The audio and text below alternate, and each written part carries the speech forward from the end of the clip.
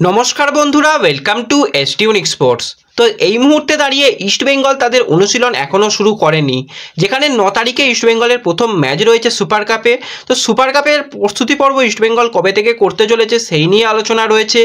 এছাড়া Indian player কে আসতে চলেছে ইস্টবেঙ্গলে সেই নিয়ে কথা বলবো। বেশ কিছু ফুটবল আপডেটও রয়েছে, সেগুলোও আমরা কথা বলবো এই ভিডিওতে। তো এই ভিডিওটা শুরু থেকে শেষ পর্যন্ত দেখার অনুরোধ করলাম। আর ভিডিওতে সকলে কিন্তু একটা করে লাইক করে দিও।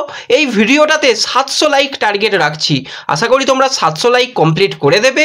আর যারা চ্যানেলে প্রথমবার এসেছো, চ্যানেলটাকে সাবস্ক্রাইব করে পাশের বেল আইকনটাকে অন করে রেখো, তাহলে তোমাদের প্রিয় দলের খেলার সমস্ত আপডেট তোমরা এখানে পেয়ে যাবে। তো চলো আর দেরি না করে ভিডিও শুরু করা যাক। প্রথমেই যদি আমরা একটুখানি ইস্টবেঙ্গলের অনূর্ধ্ব 17 দলকে নিয়ে কথা বলি, তো কালকে অনূর্ধ্ব 17 দল মুখোমুখি হয়েছিল ওড়িশা এফসির সঙ্গে। তো ওড়িশার সঙ্গে ইস্টবেঙ্গলের সবসময় একটা খুব ভালো লড়াই হয়, কালকের লড়াইটাও কিন্তু খুব ভালো হয়েছে। ইস্টবেঙ্গল ম্যাচটা 3-2 গোলে জিতে নিয়েছে এবং অবশ্যই প্রশংসা করব এই অনূর্ধ্ব 17 দলের ক্যাপ্টেন গুরনাজের। তো দুর্দান্ত প্লেয়ার, এই প্লেয়ারকে নিয়ে আমি আগেও কথা বলেছি যে সিএফএলে যেরকম ভালো ফুটবল খেলেছে, তো ক্যাপ্টেন কিন্তু দেখিয়ে দিচ্ছে তার দলকে কিভাবে লিড করতে হয়। তো খুব ভালো ফুটবল খেলেছে। এছাড়া দেবজিৎ এবং দীপু তারাও গোল করেছে, 3-2 গোলে কিন্তু একটা বড় ব্যবধানে জিতেছে। অপরদিকে কালকে কলকাতা ডার্বি ছিল, মোহামেডানের সঙ্গে মোহনবাগানের ম্যাচ। তো মোহনবাগানও কিন্তু 1-0 গোলে ম্যাচটা জিতে নিয়েছে। তো দুটো দলই কিন্তু ভালো ফুটবল খেলছে। তো দুটো দলের কাছ থেকে আশা অনেক রয়েছে। তো দেখা যাক শেষ পর্যন্ত এই দুটো দল কী রেজাল্ট আনতে পারে।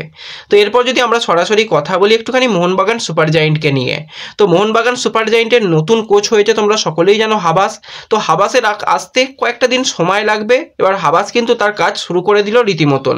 তো প্রথম যে পরিবর্তনটা হাবাস নিয়ে আসছে সেটা হচ্ছে তার কোচিং স্টাফ। তো কোচিং স্টাফ হাবাসের মতন করেই নিয়ে আসবে এবং একজন পুরাতন কোচকে আবারও ফেরাতে চলেছে, 40 বছর বয়সী স্প্যানিশ কোচ মানুয়েল কাস্কালোনা। তো এই কোচ কিন্তু এর আগে কোচিং করিয়েছিল এটিকে মোহনবাগানকেও কোচিং করিয়েছিল। তো সেই কোচিং স্টাফ কিন্তু আবারও ফিরতে চলেছে। এছাড়া লোপেস হাবাস কিন্তু বেশ কিছু পরিবর্তন চাইছে, বিশেষ করে দুজন বিদেশি পরিবর্তনের চিন্তাভাবনা রেখেছে। একজন স্প্যানিশ প্লেয়ারের সঙ্গে ভালো রকম কথাবার্তা বলছে, আরও একজন প্লেয়ারের সাথে কথাবার্তা বলছে, কিন্তু সে কোন দেশের প্লেয়ার সেরকম এখনও নাম বেরিয়ে আসেনি। এছাড়া ভারতীয় প্লেয়ারও কিন্তু চেঞ্জের কথা ভাবছে রীতিমতন হাবাস। তো দেখা যাক উইন্টারে কত তাড়াতাড়ি এই কাজগুলো করতে পারে। সামনেই সুপার কাপ এসে গেছে। তো দেখা যাক পরবর্তী সময় এই ব্যাপার নিয়ে যে আপডেট বেরিয়ে আসবে তোমাদের অবশ্যই জানিয়ে দেব। এবার যদি আমরা একটুখানি ইস্টবেঙ্গলকে নিয়ে কথা বলি, তো ইস্টবেঙ্গল কি করতে চাইছে সত্যি বোঝা যাচ্ছে না। ইস্টবেঙ্গল আইএসএলের শেষ ম্যাচটা খেলেছিল 22শে ডিসেম্বর, তারপর থেকে তাদের আর কোনো রকম ম্যাচ ছিল না। তারপর ছুটি ছিল, যে যার মতন ফিরে গিয়েছিল দেশে। তো এখনও পর্যন্ত ইস্টবেঙ্গল তাদের অনুশীলন শুরুই করলো না। এটা কিন্তু সবথেকে জিনিসটা খারাপ লাগলো।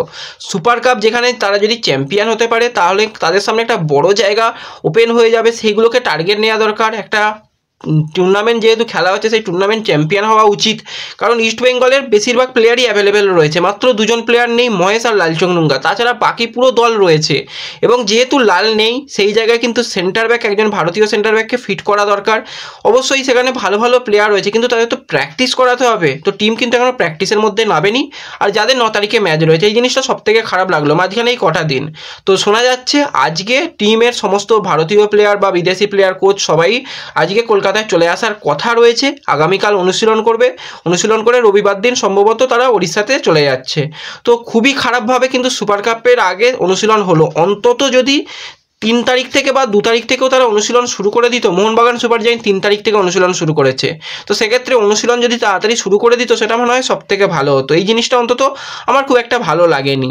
তো এছাড়াও যদি আমরা মোহনবাগান সুপার জায়েন্টের ভারতীয় সেন্টার ব্যাকের কথা বলি, সেক্ষেত্রে আনোয়ার আলীর কিন্তু আজকে থেকে মাঠে নামার কথা রয়েছে, কিন্তু সে মূল দলের সঙ্গে অনুশীলন নয়, সে রিহ্যাব সেশন করার জন্যই কিন্তু আজকে থেকে মাঠে নামার কথা রয়েছে।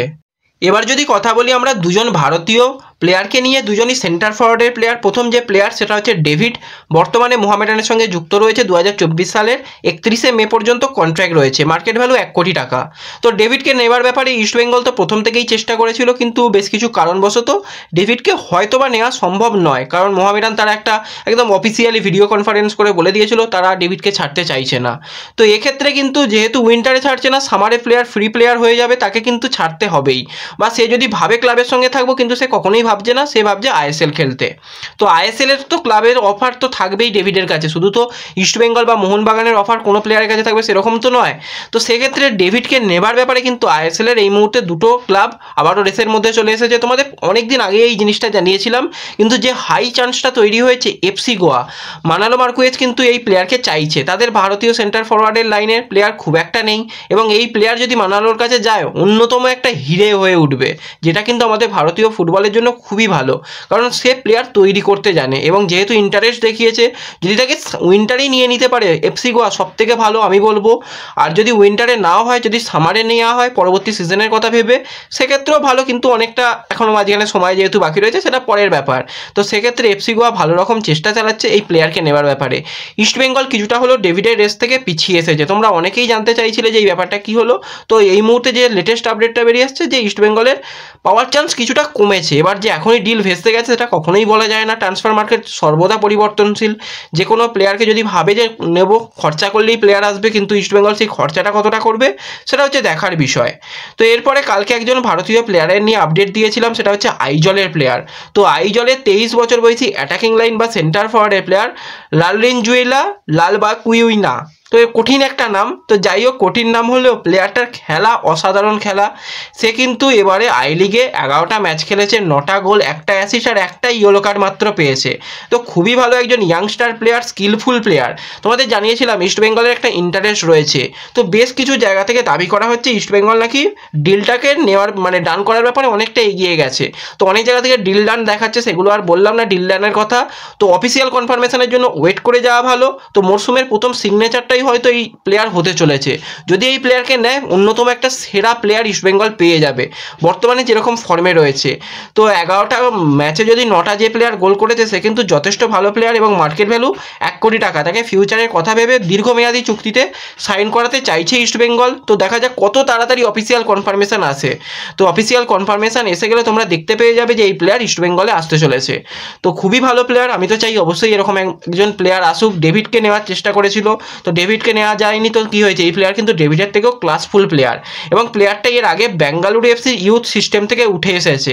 অর্থাৎ কার্লেসের সঙ্গে তো একটা লিঙ্ক আপ রয়েছে। 17-18 season, 18-19 season, 19-20 season Bengaluru FC reserve টিমে ছিল। তো সেক্ষেত্রে ভালো সাইনিং হতে চলেছে ইস্টবেঙ্গলের জন্য।